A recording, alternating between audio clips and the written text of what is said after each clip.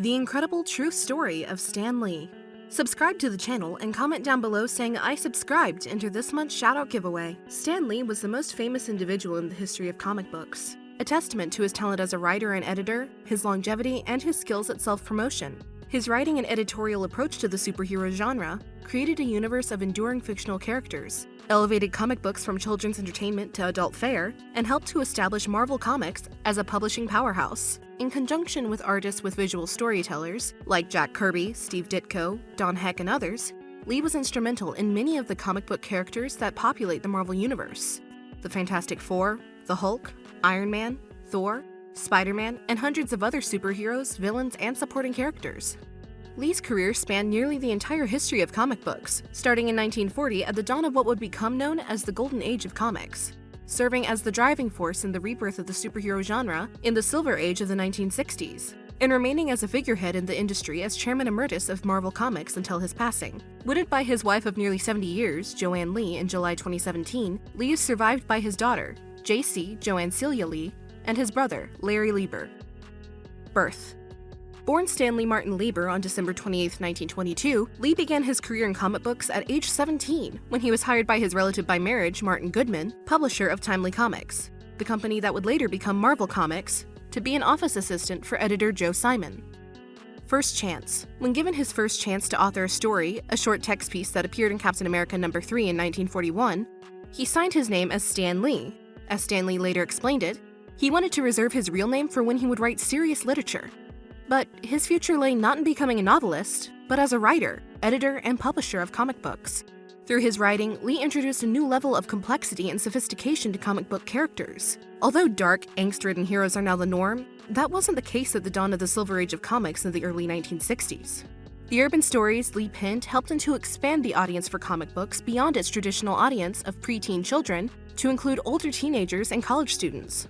We'll try to explain our thinking on how we're coming across and why we're doing Overkill the way it is. You can think and draw at the same time? Yeah. Complex characters. While the Fantastic Four was likely modeled after rival DC Comics' Justice League of America, unlike DC's noble and stolid characters, the members of the Fantastic Four had quirky personality traits. They bickered with each other. Youthful Johnny Storm is a teenage hothead who is transformed into the Human Torch. Surly Ben Grimm, the Thing, hates what he has become and spends much of his energy attempting to get rid of his superhero strength and freakish appearance. Other Marvel Comics in the early 1960s continued this trend of psychologically complex characters. While Spider-Man is a successful crime fighter, his teenage alter ego, Peter Parker, is taunted by his schoolmates, frets over the health of his widowed Aunt May, and often doubts his own abilities and motivations.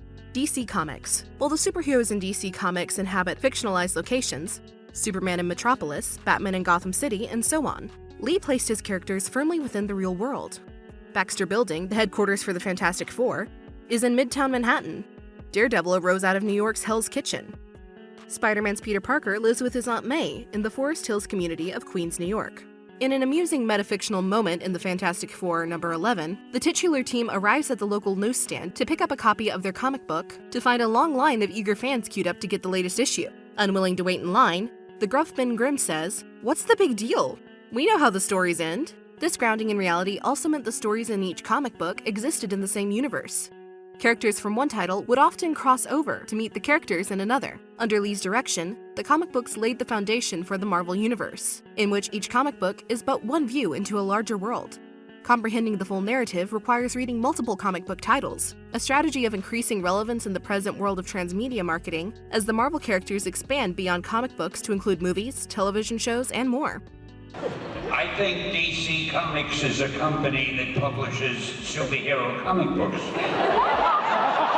The Marvel Method. And having somebody next to me say, "Oh, look, that's Stan Lee." I get a big kick out of that. Lee is credited with developing what would later become known as the Marvel Method of comic book production. In contrast to the conventional approach, in which the writer develops a detailed script for the artist to render, Lee would often provide his visual collaborators with little more than an outline containing a few story elements. The illustrator would then plot the details of the story through the artwork, often including notes in the margin to explain the action to the writer. Lee would add the final dialogue to the completed sketches before they were inked and printed. Designed primarily to accommodate the crushing amount of work that needed to be accomplished in giving more creative control to the artist, the Marvel Method also helped to advance visually exciting works. Illustrators like Jack Kirby and Steve Ditko created dazzling works of illustrated art under Lee's editorship. This unusual division of labor between writer and artist would later call into question who was the creator of some of the characters, once they became multi-million-dollar properties featured in motion pictures and licensed merchandise. Lee was a skilled promoter of his company, his work, and himself. As Jordan Raphael and Tom Spurgeon document in Stan Lee and the Rise and Fall of the American Comic Book, Lee wasn't averse to mythologizing his own life story to make it more dramatic. Credits. Would you welcome, please, a superhero of the comic book business from Marvel Comics, Stan Lee. The issue of how much credit is due to Lee for the success of many of Marvel's characters is hotly debated among fans and detractors. In one awkward moment, in an interview with British talk show host Jonathan Ross, Lee avoids giving artist Steve Ditko full credit as co-creator of Spider-Man, stating, "I think the person who has the idea is the one who creates it, rather than the artist who gives visual expression to the idea." Lee eventually parted ways with his early artistic collaborators, such as Steve Ditko and Jack Kirby, often clashing over artistic differences or the credit for their joint creations. Some of Lee's later initiatives were not as successful as his work at Marvel Comics. Stan Lee Media, formed in 1998 as Stan Lee Entertainment, with partner Peter F. Paul, went public in 1999, but closed operations a year later and declared bankruptcy in 2001 amid scandals of stock manipulation on Paul's part. In 2001, Lee bounced back, co-founding POW Entertainment with partners Gil Champion and Arthur Lieberman, which went public in 2004 with Lee as chairman and chief creative officer. In 2017, POW Entertainment was acquired by China's Camsing International Holding. In his later years, Lee was associated with a wide range of publications and products over which his creative involvement is uncertain. As Stan the brand, his name would attract a lot of attention, and his enthusiastic boosterism was an asset to his business partners. Allegations. In the final year of his life, allegations arose of financial mismanagement and exploitation by close associates. Lee initially rejected the claims he was a victim of elder abuse. "I'm the luckiest guy in the world," he told the New York Times. "Nobody has more freedom." Lee continued to make appearances at comic book conventions and fan festivals until later this year. His brief cameo appearances were a popular feature in the movies based on Marvel Comics characters. Lee leaves a rich legacy of stories and a durable imprint on the industry he helped build.